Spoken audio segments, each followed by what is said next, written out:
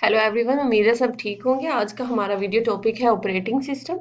Operating system के इस topic में हम क्या क्या चीज़ें डिस्कवर करेंगे कि ऑपरेटिंग सिस्टम एक्चुअली है क्या, किस तरह वर्क करता है, और इसकी कुछ एग्जांपल्स देखेंगे। इसके बाद हम देखेंगे कि ऑपरेटिंग सिस्टम का आर्किटेक्चर कैसा है। इसके बाद इसकी कुछ फंक्शनैलिटीज़ देखेंगे कि ये क्या क्या फंक्शंस परफॉर्म कर सकता है। तो पहले डेफिनेशन देखते हैं।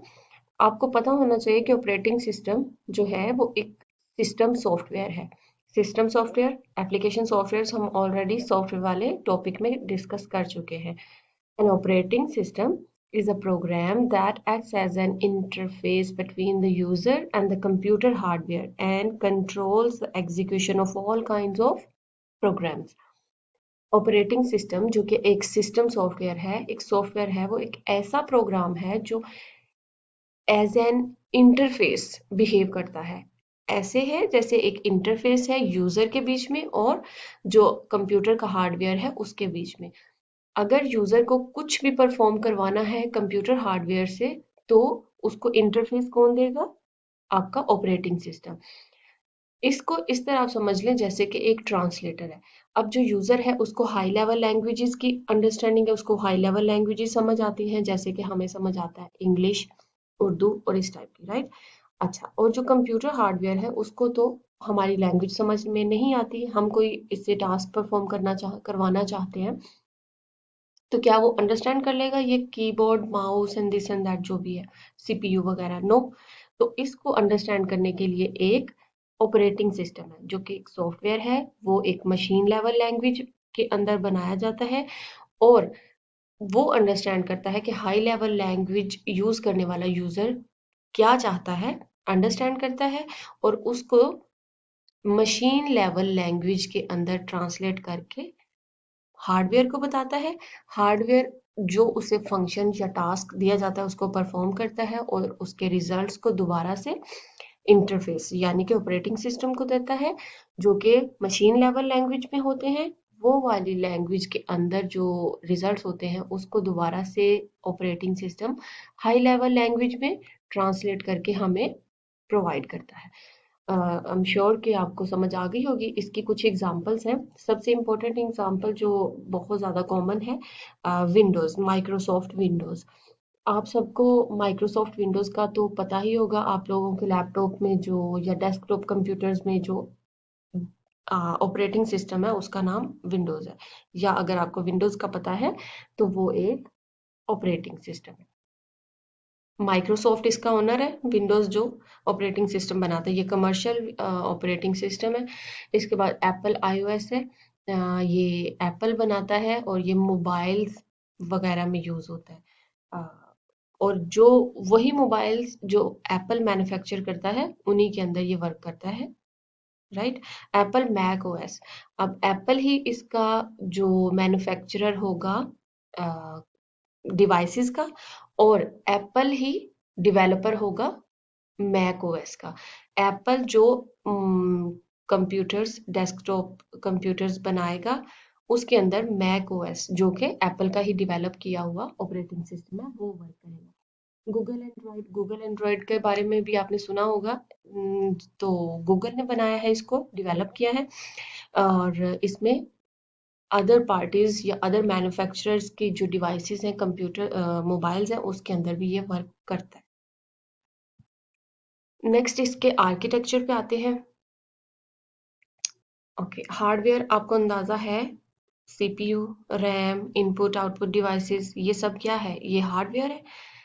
ऑपरेटिंग सिस्टम हार्डवेयर के ऊपर, और ये सिस्टम सॉफ्टवेयर्स, एप्लीकेशन सॉफ्टवेयर्स, ये जो ऑपरेटिंग सिस्टम है ये एक सॉफ्टवेयर है, और सिस्टम सॉफ्टवेयर्स, एप्लीकेशन सॉफ्टवेयर्स अगर हमने रन करवाने हैं तो हमें एक ऑपरेटिंग सिस्टम चाहिए, जो कि वो भी ऑपरेटिंग सिस्टम क्या है?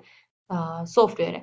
और जो सिस्टम सॉफ्टवेयर है वो इसके अलावा, ऑपरेटिंग सिस्टम होने के अलावा भी कुछ उसके अंदर और कंट्रोल्स होते हैं, जैसे कि ड्राइवर्स वगैरह होते हैं, राइट। तो एप्लीकेशन कोई भी इंस्टॉल हम कर लें और हार्डवेयर से कहें कि ये जो फंक्शन परफॉर्म करवाना चाहती है एप्लीकेशन वो कर दो, ऐसा नामुमकिन है ऑलमोस्ट। तो इसके लिए आपको ऑपरेटिंग सिस्टम चाहिए। ऑपरेटिंग सिस्टम यहाँ से जो यूज़र इनपुट करेगा या रिक्वायर करेगा या जो उसे टास्क परफॉर्म करवाना है किसी एप्लीकेशन सॉफ्टवेयर के थ्रू या सिस्टम सॉफ्टवेयर के थ्रू, तो वो ऑपरेटिंग सिस्टम को बताएगा। Operating system as an interface है हार्डवेयर के बीच में एंड यूज़र के बीच में। अंडरस्टैंड हुआ? हार्डवेयर के बीच में एंड जो यूज़र है उसके बीच में।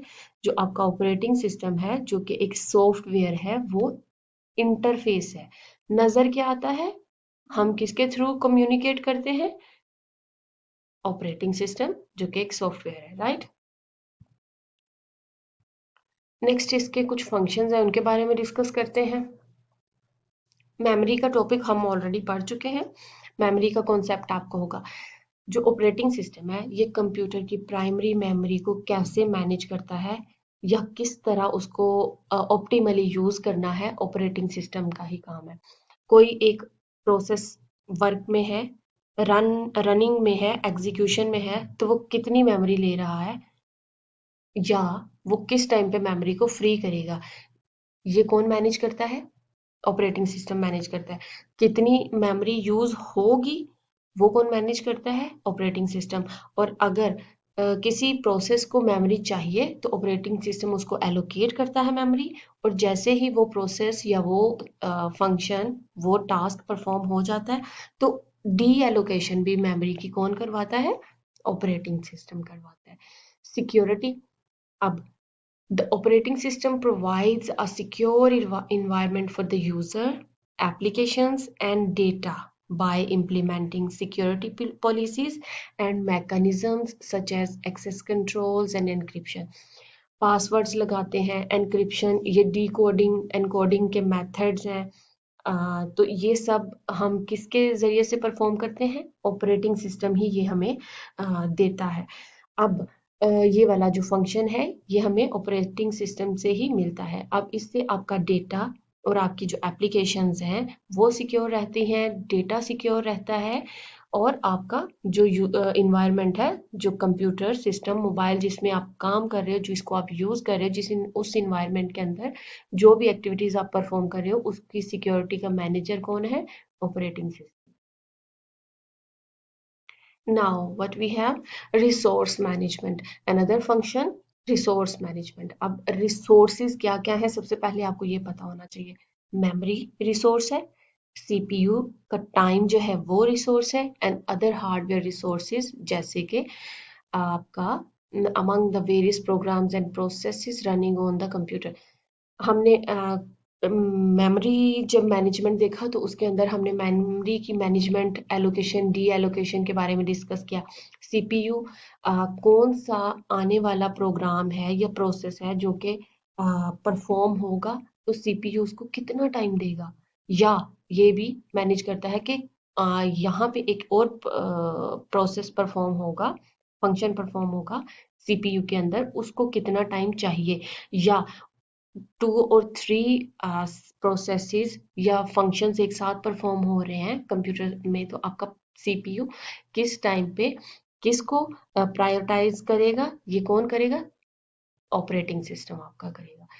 अच्छा, networking. The operating system provides networking capabilities such as, आपने कैसे इस्टेब्लिश करना है नेटवर्क और फिर उस नेटवर्क को जो कनेक्शन है उनको कैसे मैनेज करना है, नेटवर्क को कैसे हैंडल करना है एंड शेयरिंग रिसोर्सेज। और उसके बाद जो रिसोर्सेज शेयर हो रहे हैं जैसे कि printer, files over the network, इनकी सब की मैनेजमेंट किसके पास है? Operating system. ये सब कौन फंक्शन परफॉर्म करता है? Network, sorry, operating system. सबसे इंटरेस्टिंग चीज जो फंक्शन है ऑपरेटिंग सिस्टम का वो है यूजर इंटरफेस। हो सकता है आप में से किसी ने ग्राफिकल यूजर इंटरफेस के बारे में सुना हो। इस टाइम पे जो आप मोबाइल्स के अंदर या लैपटॉप्स के अंदर या पीसीज, डेस्कटॉप कंप्यूटर्स के अंदर जो ऑपरेटिंग सिस्टम यूज कर रहे हैं वो ग्राफिकल यूजर इंटरफेस प्रोवाइड करते हैं।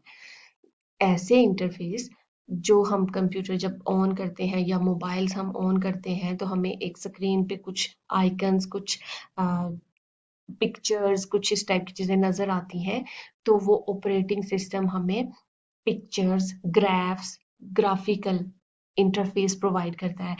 जब ये ग्राफिकल इंटरफेस आपको या यूज़र को प्रोवाइड किया जाता है या अवेलेबल होता है, तो जो यूटिलाइजेशन ऑफ द सिस्टम है, मतलब हार्डवेयर है, कंप्यूटर है या डेस्कटॉप या मोबाइल है, तो ये इजी हो जाती है। अब अगर कमांड लाइन इंटरफेस मिले, तो कमांड लाइन इंटरफेस का मतलब है कि जिसमें आपको कुछ इंस्ट्रक्शंस लिखनी पड़ेंगी।